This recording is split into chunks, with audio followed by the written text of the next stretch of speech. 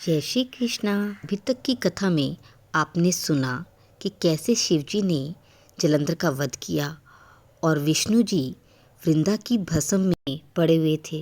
देवताओं से विष्णु जी का हाल सुनकर शिवजी ने उन्हें अपनी दुस्तर माया समझाई और कहा कि ये सारा जगत उसी के अधीन है। उसी से मोहित विष्णु भी काम के वश हो गए, परंतु त्रिदेवों की जननी महादेवी उमा सबसे परे व मूल प्रकृति परम मनोहर और वही गिरजा भी कहलाती है। विष्णु जी का मोह दूर करने के लिए आप उन सब की शरण में जाइए। यदि वे प्रसन्न हो जाएंगे तो सब आपके काम पूरे हो जाएंगे। शंकर जी की आज्ञा से सब देवता मूल प्रकृति को प्रसन्न करने के लिए चले गए। उनके पास पहुंचकर उनकी बड़ी स्तुति की। तब आकाशवाणी सुनकर देवताओं के नेत्र खुल गए और वे सब भगवती का आदर करते हुए गौरी, लक्ष्मी और सरस्वती को प्रणाम करने लगे। सब देवताओं को की भक्तिपूर्वक प्रार्थना से वे सब देवियां प्रकट हो गई।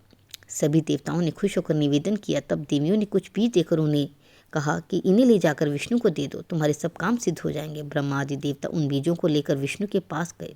उन्होंने बीजों को वृंदा की चिता भूमि में डाल दी, जिससे आंवला, मालती व तुलसी प्रकट हुई। विष्णु ने जो ही उन स्त्री रूप वाली वनस्पतियों को देखा तो वे उठ बैठे।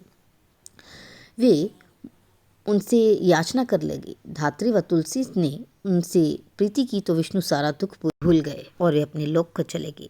वे पहले की भांति सुखी होकर शिवजी का स्मरण करने लगे। ये आख्यान शिवजी की भक्ति देने वाला है। नारद जी राजा पृथ्वी को कार्तिक महात्म्य की कथा सुनाते हुए कहते हैं कि नारद जी ने कहा कि हे राजाओं में उत्तम राजा पृथु, वहाँ उन बोए बीजों से आंवला, मालती व तुलसी ये तीन वनस्पतियां उत्पन्न हुई। जो ब्रह्मा जी की स्त्री सरस्वती द्वारा दिए गए बीजों से उत्पन्न हुई वे रजोगुण वाली आंवला यानी कि माल धात्री हुई, और जो लक्ष्मी द्वारा दिए गए बीज से उत्पन्न हुई वह सतोगुण वाली मालती, और जो गौरी द्वारा दिए गए बीज से उत्पन्न हुई वह तमोगुण वाली तुलसी कही गई। ये तीनों रजोगुण, सतोगुण और तमोगुण रूप वाली हुई। जब ये वनस्पतियां उत्पन्न हुई तो इन्हें स्त्री के रूप में देखकर विष्णु जी उठकर बैठ गए। जो बीज लक्ष्मी द्वारा ईर्ष्या से दिया गया था, उस बीज से उत्पन्न स्त्री विष्णु से ईर्ष्या करने वाली हुई। इसी कारण उनका नाम अत्यंत निंदित बरबरा हुआ, और धात्री तथा तुलसी उनसे प्रीति करने लगी और प्रेम बढ़ाने वाली हुई। इसके बाद जब देवताओं का दुख दूर हो गया और उन्होंने विष्णु को प्रणाम किया तो विष्णु प्रसन्न हो गए।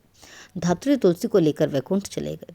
इसी कारण से कार्तिक व्रत के उद्यापन के समय तुलसी के पौधे के निकट ही पूजा की जाती है, और तुलसी विष्णु से प्रेम बढ़ाने वाली कही जाती है। हे राजन, जिसके घर में तुलसी के वृक्ष लगे होते हैं उसका घर तीर्थ के समान होता है।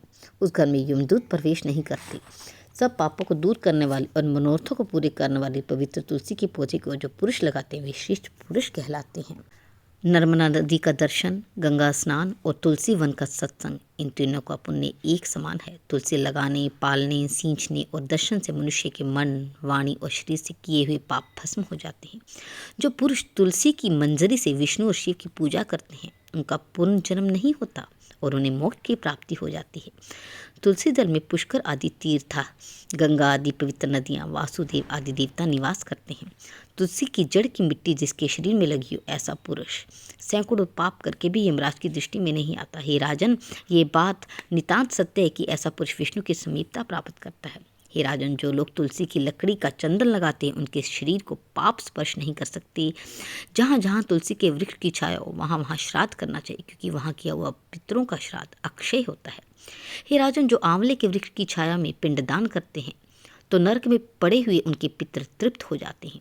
हे राजाओं में श्रेष्ठ पृथु, जो पुरुष आंवले के फल को मस्तक पर, हाथ में, मुख में और शरीर के किसी भी भाग में धारण करते हैं वे साक्षात विष्णु के समान होते हैं। आंवले का फल, तुलसी और द्वारका की मिट्टी, ये तीनों वस्तुएं जिसके शरीर में नित्य स्थिर रहती हैं, पुरुष जीवन मरण के बंधन से मुक्त हो जाता है। हे राजन, आंवले के फलों और तुलसी दलों से मिले हुए जल से जो पुरुष स्नान करता है उसे गंगा स्नान का फल मिल जाता है, और जो पुरुष आंवले के पत्तों या फलों से देव पूजन करते हैं उनको वैसा ही फल प्राप्त होता है जैसे मणि और मोतियों से पूजा करने पर मिलता है। कार्तिक के महीने में जब सूर्य तुला राशि में स्थित हो तब आंवले में सभी तीर्थ, मुनि और देवता निवास करते हैं। जो लोग द्वादशी के दिन तुलसी दल और कार्तिक के महीने में आंवले के पत्तों में छेद करते हैं वे अत्यंत निंदनीय नरक में वास करते हैं। जो कार्तिक के महीने आंवले के पेड़ की जड़ में बैठकर भोजन करते हैं उनके एक वर्ष तक किए हुए पाप नष्ट हो जाते हैं। जो लोग कार्तिक के मास में आंवले के वृक्ष के नीचे विष्णु भगवान का पूजन करते हैं उन्हें सभी क्षेत्रों में किए विष्णु के पूजन का फल प्राप्त होता है। आंवले और तुलसी के महात्म्य का वर्णन करना उतना ही कठिन है जितना विष्णु भगवान की महिमा का वर्णन करना। ब्रह्मा भी इस कार्य में समर्थ नहीं है। आंवला और तुलसी के जन्म कथा के कारण को जो मनुष्य भक्ति पूर्वक सुनता है या सुनाता है, उसके सभी पाप नष्ट हो जाते हैं और वे अपने पूर्वजों के साथ उत्तम विमान में बैठकर वैकुंठ लोक में जाता है। ऐसा इस कथा में बताया गया है। सबने इस कथा का श्रवण किया। भगवान वासुदेव की कृपा आप पर सदैव बनी रहेगी। जय श्री कृष्णा।